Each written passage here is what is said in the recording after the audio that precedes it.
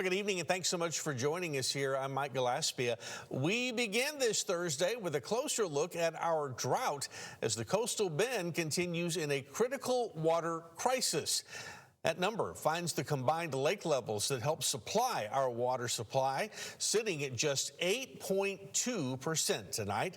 And we have meteorologist Kristen Walla in for Carly Smith, and she leads us off with a look at our drought monitor. Kristen? Hey there, Mike. This is a look right behind me of last week's drought monitor. So we were already pretty bad off. We had everything from severe to extreme to even exceptional drought out towards our southwestern communities, and even a bit of it into LaSalle County out towards the western half of the watershed.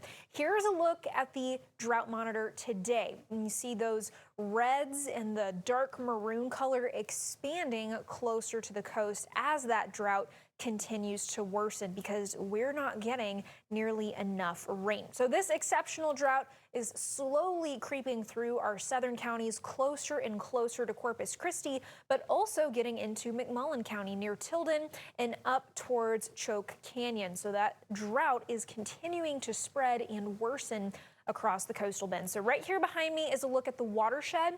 Typically the northern part of the watershed, nowhere near as bad as it is near the southern part. Just some moderate severe drought, even just abnormally dry conditions in this yellow color here. But the farther south you go and the closer you get to the coastal bend, the worse that drought is. So here's a look at these current levels. Choke Canyon under 8%. Lake Corpus Christi at 9%, and those combined lake levels, as Mike said, at 8.2%.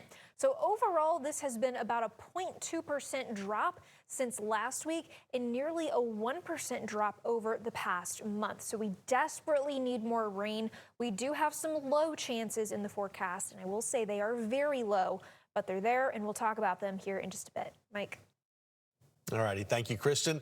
And South Texas ranchers are struggling to keep their cattle alive as those extreme drought conditions continue. Some are being forced to cut their herds or spend thousands on feed.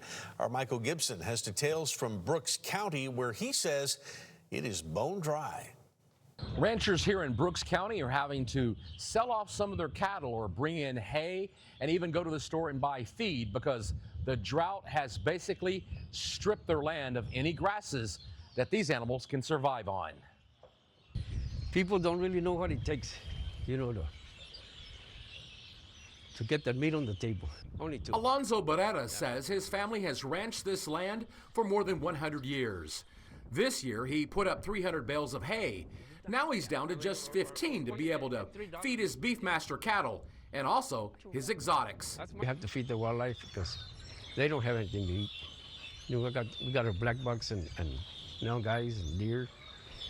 So besides the cattle, you got to feed those too.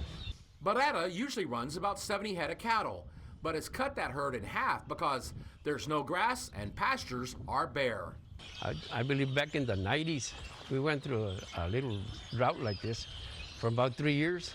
Ag Extension Agent Nick Gatta says ranchers across the county are facing the same decision: sell cattle or keep paying for feed.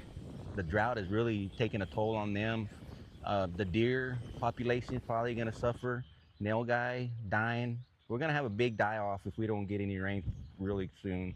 Veterinarian and rancher Glenn Wilkinson says hay is getting harder to find and more expensive. You got to have a deep pocket and a lot of hay, and we're having to get hay from further and further away.